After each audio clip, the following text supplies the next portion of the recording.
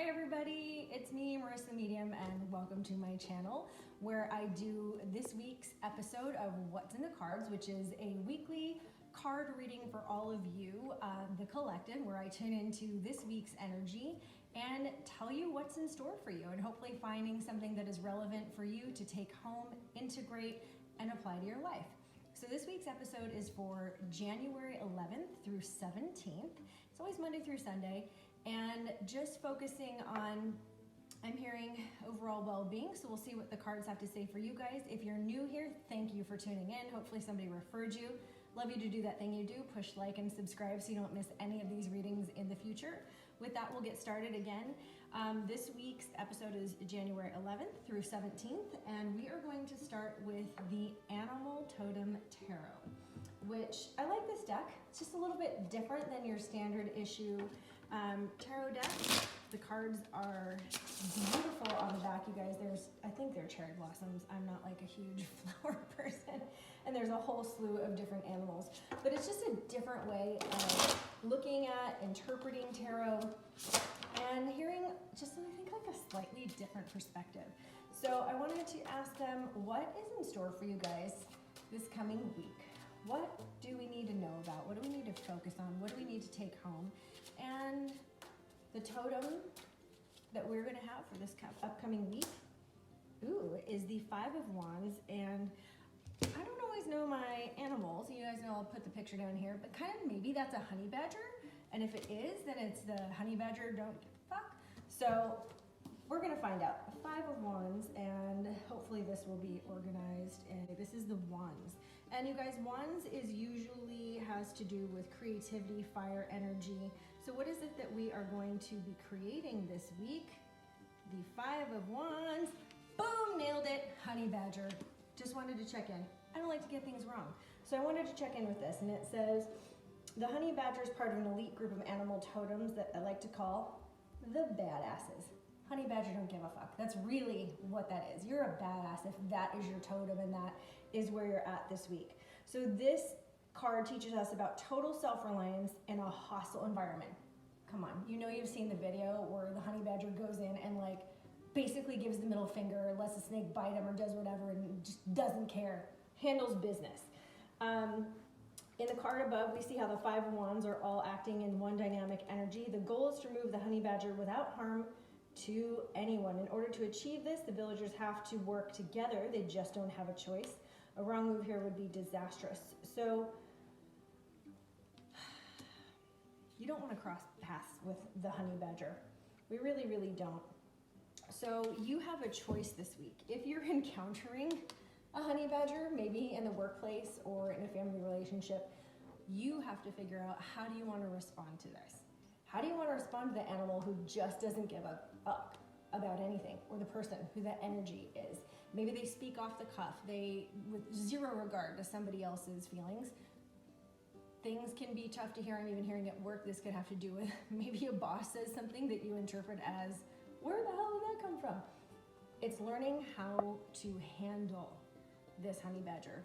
Or conversely, you could represent and embody the honey badger yourself this week, where you're just like, I don't give a fuck. I am not going to let things bother me. I am going to harness my inner nature. I am going to be the badass in the room, and I'm going to stand up for myself even when being attacked, and I will do so in any fashion. And what that takes is courage. So if you're going to embody, I hear that's a big part of this coming up, is courage, because honey badger doesn't care.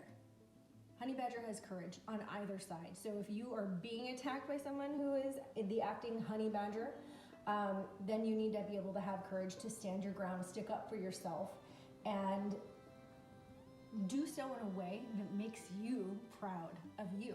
If you are the honey badger and someone is picking on you, don't give a fuck. Stand your ground, be courageous, and again, turning inward and knowing for yourself that it's totally okay to be a badass, spiritual badass.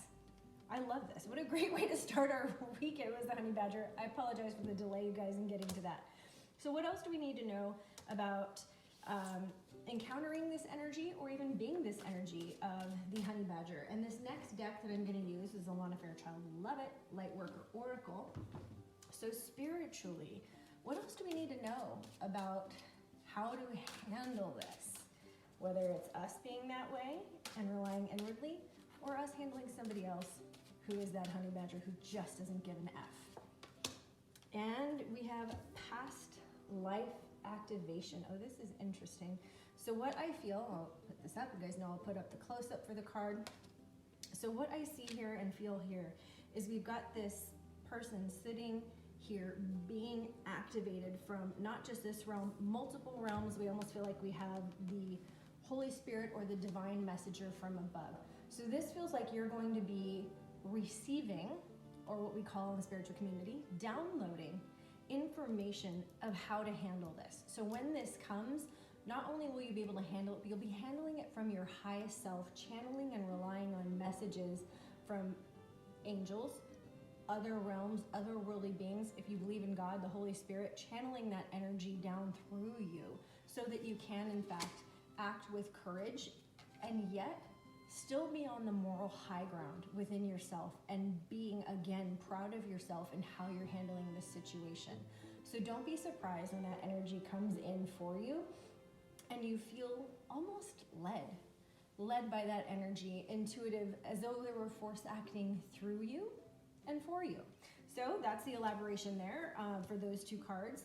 The next deck I'm going to use is the Rainbow Warrior Activation deck. Found this at a tattoo shop in LA. I think I've used it once or twice here on the channel. I know I use it in some of my live readings.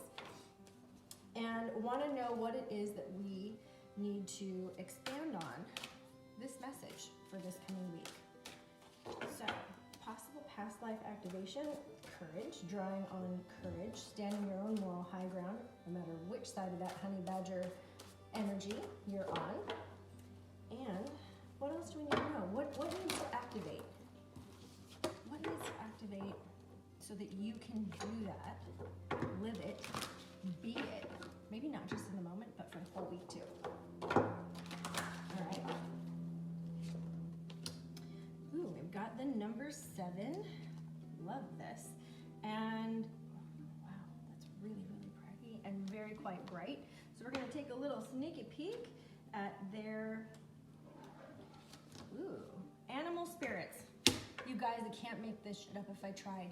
Literally in the animal spirits here. So revelation, support, ancient knowledge, ally, eternal love, and directness.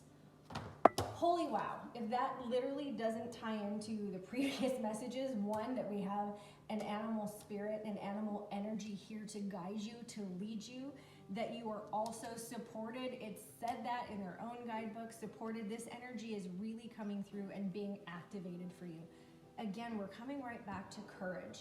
Courage, courage, courage. Knowing that you're supported, knowing that it lies within you, around you, and will flow through you for your highest good this coming week. I love that. And we're going to close out this week's reading with the affirmators at work. A lot of people that are working and blessed by work, of which I am one, are back to it this week and dealing with all kinds of stuff. And as you know, I love knock knock. I love the levity that they bring to readings, and we'll see what they have to say, since it very well could be tied to work. This honey badger energy and courage, sticking up for yourself and knowing that that will be activated and here for you. Open-mindedness. Oh, that's cute. It's a bear and a fish who's prey, we think, and they're eating spaghetti a la Lady and the Tramp. Open-mindedness. I cultivate and maintain an open mind that is ready and willing to be pleasantly surprised. Rather than write off new ideas, I stop assuming they won't work. Rather than writing off new associates, I stop assuming I won't like them. Instead, I dare them all to prove me wrong. What a pleasure it will be to lose that bet. And if it turns out my negative instinct was right, well, told you so. Again, can't make this shit up to let the energies align with not giving a you-know-what about being able to do that. Owning your perspective, willing to be right on either side of the fence there, letting it be what it is, but still standing up for yourself.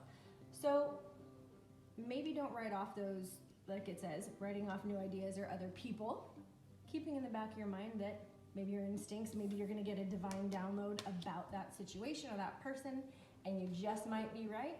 I will say this though, with some life experience, there's a fine line between I told you so in a nice way and I told you so in a not so nice way. So you get to pick how you want to step into that energy, but you've got the honey badger, the I don't care. You've got spiritual downloads coming to your aid with how to move forward through that with courage. Again, spirit just confirming the 2 previous messages that came forth with that, and a little bit of open-mindedness never hurt anybody. So that's this week's reading, again, from January 11th through 17th. I thank you guys so much for tuning in. Again, if you're new here, push like and subscribe so that you don't miss any of these weekly readings. And as I always say, be the light.